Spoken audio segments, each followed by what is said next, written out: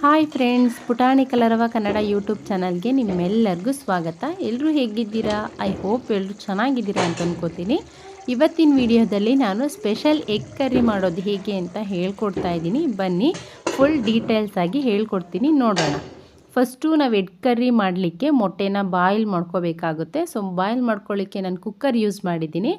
ಯಾಕೆ ಅಂದರೆ ಬೇಗ ಕುಕ್ ಆಗುತ್ತೆ ಅನ್ನೋ ಇಂಟೆನ್ಷನಿಂದ ನಾನು ಕುಕ್ಕರಲ್ಲಿ ಮೊಟ್ಟೆನ ಬಾಯ್ಲ್ ಮಾಡ್ಕೋತಾ ಇದ್ದೀನಿ. ಒಂದು ವಿಷಲ್ ಹಾಕ್ಸಿದ್ರೆ ಸಾಕು, ಎಗ್ಗು ನೀಟಾಗಿ ಬಾಯ್ಲ್ ಆಗಿರುತ್ತೆ.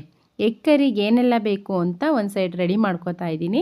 ಎಗ್ ಕರಿ ಮಾಡಲಿಕ್ಕೆ ನಾನು ಒಂದು ದೊಡ್ಡ ಈರುಳ್ಳಿನ ಕಟ್ ಮಾಡಿ ಇಟ್ಕೊಂಡಿದ್ದೀನಿ. ಅದ್ರ ಜೊತೆ 10ರಿಂದ 12 ಬೆಳ್ಳುಳ್ಳಿ ಮತ್ತು 1 ಇಂಚಷ್ಟು ಶುಂಠಿ, ಜೊತೆಗೆ ಸಾಂಬಾರು ಸೊಪ್ಪು ಅಂದರೆ ಕೊತ್ತಂಬರಿ ಸೊಪ್ಪನ್ನ ಯೂಸ್ ಮಾಡ್ತಾ ಇದ್ದೀನಿ. ಶುಂಠಿನ ಸ್ವಲ್ಪ ಹೆಚ್ಚಿಬಿಟ್ಟು ಹಾಕ್ಕೋಬೇಕು ಅಂತ ಸೈಡಲ್ಲಿ ಇಟ್ಕೊಂಡಿದ್ದೀನಿ. ಆಮೇಲೆ ಖಾರದ ಪುಡಿ, ಖಾರದ ಪುಡಿ 1 ಸ್ಪೂನ್ ಯೂಸ್ ಮಾಡ್ತಾ ಇದ್ದೀನಿ. 4 ಎಗ್ಗಿಗೆ 1 ಸ್ಪೂನ್ ಹಾಕ್ತಾಯಿದ್ದೀನಿ. ಒಂದು ಚಿಟಿಕೆಯಷ್ಟು 1/4 ಸ್ಪೂನಷ್ಟು ಅಡುಗೆ ಅರಿಶಿನ ಹಾಕ್ತಾಯಿದ್ದೀನಿ. ಇದನ್ನು ಪೇಸ್ಟ್ ಮಾಡ್ಕೋಬೇಕು, ನುಣ್ಣಗೆ ರುಬ್ಕೋಬೇಕು. ಶುಂಠಿನೂ ಹಾಕಿದ್ದೀನಿ, ಕಟ್ ಮಾಡಿ ಹಾಕಿದ್ದೀನಿ. ಸೊ ತೋರಿಸಿಲ್ಲ ಅಷ್ಟೇ, ಹಾಕಿದ್ದೀನಿ. ಶುಂಠಿನ ಹಾಕ್ಕೋಬೇಕು. 2 ಮೀಡಿಯಮ್ ಸೈಜ್ ಟೊಮೊಟೊನ ಕಟ್ ಮಾಡಿ ಇಟ್ಕೊಂಡಿದ್ದೀನಿ. 2 ದೊಡ್ಡ ಈರುಳ್ಳಿನ ಕಟ್ ಮಾಡಿ ಇಟ್ಕೊಂಡಿದ್ದೀನಿ. ಅದ್ರ ಜೊತೆ ಶುಂಠಿ ಬೆಳ್ಳುಳ್ಳಿ ಪೇಸ್ಟು ನಾವು ಮಾಡ್ಕೊಂಡ್ವಲ್ಲ, ಶುಂಠಿ ಬೆಳ್ಳುಳ್ಳಿ ಈರುಳ್ಳಿ ಪೇಸ್ಟು, ಅದು ಗರಂ ಮಸಾಲ, ಚಿಕನ್ ಮಸಾಲ, ಕಸ್ತೂರಿ ಮೆಂತೆ ಮತ್ತು ಕೊತ್ತಂಬರಿ ಸೊಪ್ಪು. ಅದ್ರ ಜೊತೆ ಮೊಟ್ಟೆನ ಬಾಯ್ಲ್ ಮಾಡಿದ ಮೊಟ್ಟೆನ ನಾವು ಸಿಪ್ಪೆ ಸೋಲು ಒಂದು ಮೊಟ್ಟೆಯಲ್ಲಿ 2 ಪೀಸ್ ಮಾಡ್ಕೋಬೇಕು. ಈ ರೀತಿ ಮಾಡಿಕೊಂಡ್ರೆ ಸಾಕು. ಬನ್ನಿ ಎಗ್ ಕರ್ರಿ ಮಾಡಲಿಕ್ಕೆ ಸ್ಟಾರ್ಟ್ ಮಾಡೋಣ. ಪ್ಯಾನ್ ಬಿಸಿ ಆದಮೇಲೆ ಒಂದು 4 ಟೇಬಲ್ ಸ್ಪೂನ್ ಹಾಕೋವಷ್ಟು ಆಯಿಲ್ನ ಹಾಕಬೇಕಾಗುತ್ತೆ. ಈ ಎಣ್ಣೆ ಇನ್ನೂ ಕಾಯ್ದಿಲ್ಲ, ಸೊ ವೆಯ್ಟ್ ಮಾಡ್ತಾಯಿದ್ದೀನಿ. ಎಣ್ಣೆ ಕಾಯ್ದ ಮೇಲೆ ನಾವು ಮೊದಲೇ ಹೆಚ್ಚಿಟ್ಕೊಂಡಿರ್ತೀವಲ್ಲ, ಅದನ್ನೆಲ್ಲ ಸೇರಿಸ್ತಾ ಬರಬೇಕು. ಫಸ್ಟು ನಾನು ಆನಿಯನ್ ಹಾಕೋತಾ ಇದ್ದೀನಿ. ಆನಿಯನ್ನ ಡೀಪ್ ಫ್ರೈ ಮಾಡಬೇಕು. ಲೋ ಫ್ಲೇಮಲ್ಲೇ, ಲೋ ಫ್ಲೇಮಲ್ಲಿ ಇಟ್ಕೊಂಡು ಆನಿಯನ್ನು ಯೆಲ್ಲೋ ಕಲರ್ ಬರೋವರೆಗೂ ಲೋ ಫ್ಲೇಮಲ್ಲೇ ಫ್ರೈ ಮಾಡ್ತಾ ಬರಬೇಕು. ಹಾಗೆ ಫ್ರೆಂಡ್ಸ್, ಯಾರೆಲ್ಲ ನನ್ನ ಚಾನಲ್ನ ಸಬ್ಸ್ಕ್ರೈಬ್ ಮಾಡದೆ ನೋಡ್ತಾ ಇದ್ದೀರಾ, ಸಬ್ಸ್ಕ್ರೈಬ್ ಮಾಡಿ ನೋಡಿ. ಲೈಕ್ ಯಾರೆಲ್ಲ ಕೊಟ್ಟಿಲ್ಲ, ಲೈಕ್ ಮಾಡಿ, ಓಕೆನಾ? ಹೀಗೆ ಆನಿಯನ್ನು ಸ್ವಲ್ಪ ಫ್ರೈ ಆಗೋವರೆಗೂ ವೆಯ್ಟ್ ಮಾಡಬೇಕು. ಅದು ಫ್ರೈ ಆಗಾದಮೇಲೆ ಟೊಮೊಟೊ ಸೇರಿಸ್ಕೊತಾ ಇದ್ದೀನಿ. ನಾನಿಲ್ಲಿ 2 ಮೀಡಿಯಮ್ ಸೈಜ್ ಟೊಮೊಟೊ ಸೇರಿಸ್ಕೊಂಡಿದ್ದೀನಿ. ನೀವು ಮೊಟ್ಟೆನ 6ರಿಂದ 7 ಮೊಟ್ಟೆಲಿ ಮಾಡ್ತೀನಿ ಅಂದರೆ ಸೊ ಮೀಡಿಯಮ್ ಸೈಜ್ ಟೊಮೊಟೊನ 3 to 4 ಸೇರಿಸ್ಕೋಬೇಕಾಗುತ್ತೆ. ಸಾಲ್ಟನ್ನು ಹಾಕ್ತಾಯಿದ್ದೀನಿ. ಟೊಮೊಟೊ ಬೇಗ ಬಾಯ್ಲ್ ಆಗಬೇಕು ಅಂತ ಸ್ವಲ್ಪ ಸಾಲ್ಟ್ ಸೇರಿಸ್ತಾ ಇದ್ದೀನಿ. ಈ ಟೈಮಲ್ಲಿ ನೋಡಿ ಎಷ್ಟು ಬಾಯ್ಲ್ ಆಗಿದೆ ಅಂತ ತೋರಿಸ್ತೀನಿ. ಇದ್ರ ಜೊತೆ ಕಸ್ತೂರಿ ಮೆಂತ್ಯ ಆ್ಯಡ್ ಮಾಡ್ಕೋತಾ ಇದ್ದೀನಿ. ಹಸಿ ಸ್ಮೆಲ್ ಹೋಗೋವರೆಗೂ ಲೋ ಫ್ಲೇಮಲ್ಲೇ ಫ್ರೈ ಮಾಡ್ಕೋಬೇಕು ನಾವು. ಹಸಿ ಸ್ಮೆಲ್ ಹೋಗೋವರೆಗೂ ನೀಟಾಗಿ ಲೋ ಫ್ಲೇಮಲ್ಲೇ ಫ್ರೈ ಮಾಡ್ಕೋಬೇಕು.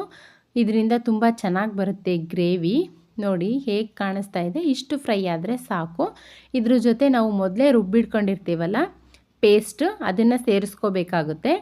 ಈ ಪೇಸ್ಟನ್ನು ಅಷ್ಟೇ ಹಸಿ ಸ್ಮೆಲ್ ಹೋಗೋವರೆಗೂ ಲೋ ಫ್ಲೇಮಲ್ಲೇ ಬಾಯ್ಲ್ ಆಗ್ಲಿಕ್ಕೆ ಬಿಡಬೇಕು. ಈ ಟೈಮಲ್ಲಿ ನಾವು ಗ್ರೇವಿ ಎಷ್ಟು ಬೇಕು ಅಷ್ಟು ಕ್ವಾಂಟಿಟಿಲಿ ನೀರನ್ನ ಸೇರಿಸ್ಕೋಬೇಕಾಗುತ್ತೆ. ನಾನು ತುಂಬ ಜಾಸ್ತಿ ಅಂತೇನು ಗ್ರೇವಿ ಮಾಡ್ತಿಲ್ಲ. ಸೊ ಹಾಗಾಗಿ ನಮಗೆಷ್ಟು ಬೇಕೋ ಅಷ್ಟನ್ನು ಗ್ರೇವಿನ ಇಲ್ಲಿ ನಾವು ಹೆಚ್ಚಿಸ್ಕೋಬೇಕಾಗುತ್ತೆ. ಜಾಸ್ತಿ ಗ್ರೇವಿ ಬೇಕು ಅಂದರೆ ಸ್ವಲ್ಪ ನೀರನ್ನು ಇಲ್ಲೇ ಜಾಸ್ತಿ ಹಾಕಿ ನೀಟಾಗಿ ಕುದಿಸ್ಬೇಕಾಗುತ್ತೆ. ಮಧ್ಯದಲ್ಲೆಲ್ಲೋ ನೀರು ಹಾಕೋಕ್ಕೆ ಹೋಗಬೇಡಿ, ಗ್ರೇವಿ ಚೆನ್ನಾಗಿ ಬರಲ್ಲ.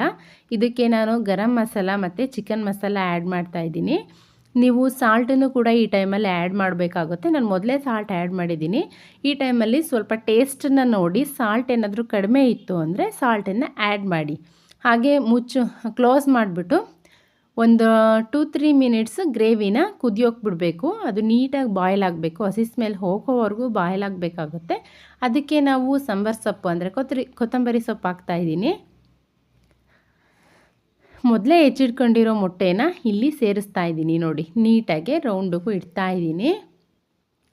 ನಾವು ಇದಕ್ಕೆ ಗ್ರೇವಿನ ಮೊಟ್ಟೆ ಮೇಲೆ ಬರೋ ರೀತಿ ಹಾಕಬೇಕಾಗುತ್ತೆ. ಎಕ್ಸ್ಟ್ರಾ ಸ್ಪೂನಲ್ಲಿ ಈ ರೀತಿ ಗ್ರೇವಿನ ಮೊಟ್ಟೆ ಮೇಲೆ ಬರೋ ರೀತಿ ಕೂರಿಸ್ಬೇಕಾಗುತ್ತೆ. ನೋಡಿ ಎಲ್ಲನೂ ಸೈಡ್ ಮಾಡಿ ಗ್ರೇವಿನ ಮೊಟ್ಟೆ ಮೇಲೆ ಬರೋ ರೀತಿ ಮಾಡ್ತಾಯಿದ್ದೀನಿ. ಇದರಿಂದ ಮೊಟ್ಟೆಗೆ ಮಸಾಲೆ ಚೆನ್ನಾಗಿ ಹಿಡಿಯುತ್ತೆ, ಟೇಸ್ಟ್ ಕೂಡ ಬರುತ್ತೆ ಅಂತ ಈ ರೀತಿ ಮಾಡ್ತಾಯಿದ್ದೀನಿ.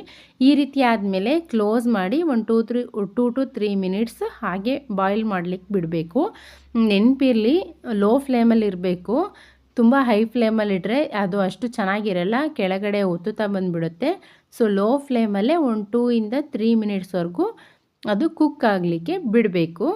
ಈ ಗ್ರೇವಿ ಎಲ್ಲ ನೀಟಾಗಿ ಆಗಾದಮೇಲೆ ಹೇಗೆ ಬರುತ್ತೆ ಅಂತ ನಾನು ತೋರಿಸ್ತೀನಿ ನೋಡಿ. ಮೊಟ್ಟೆ ಎಲ್ಲ ಈ ರೀತಿ ಕುಕ್ ಆಗಬೇಕು. ಸೊ ಲೋ ಫ್ಲೇಮಲ್ಲಿ 2 ರಿಂದ 3 ನಿಮಿಷ ಕುಕ್ ಆಗಲಿಕ್ಕೆ ಬಿಡಬೇಕು. ಫೈನಲಾಗಿ ನಮ್ಮ ಎಗ್ ಕರ್ರಿ ಹೇಗೆ ಬಂದಿದೆ ನೋಡಿ. ತುಂಬ ಚೆನ್ನಾಗಿರುತ್ತೆ. ಇದನ್ನು ನಾವು ಪರೋಟ ಜೊತೆ ನಾನು ಮಾಡಿರೋದು ನೋಡಿ ಹೇಗಿದೆ. ಪರೋಟ ಜೊತೆ ಅಂತೂ ತುಂಬ ಚೆನ್ನಾಗಿತ್ತು ಕಾಂಬಿನೇಷನ್ನು.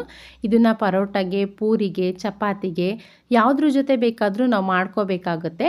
ಎಗ್ ಕರ್ರಿ ಮತ್ತು ಪರೋಟ ಟೇಸ್ಟ್ ಹೇಗಿದೆ ಕೇಳೋಣ ಬನ್ನಿ ನಮ್ಮ ಪುಟಾಣಿನ.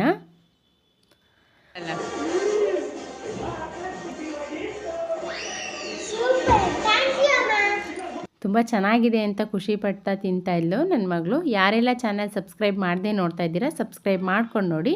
Thank you all, keep supporting.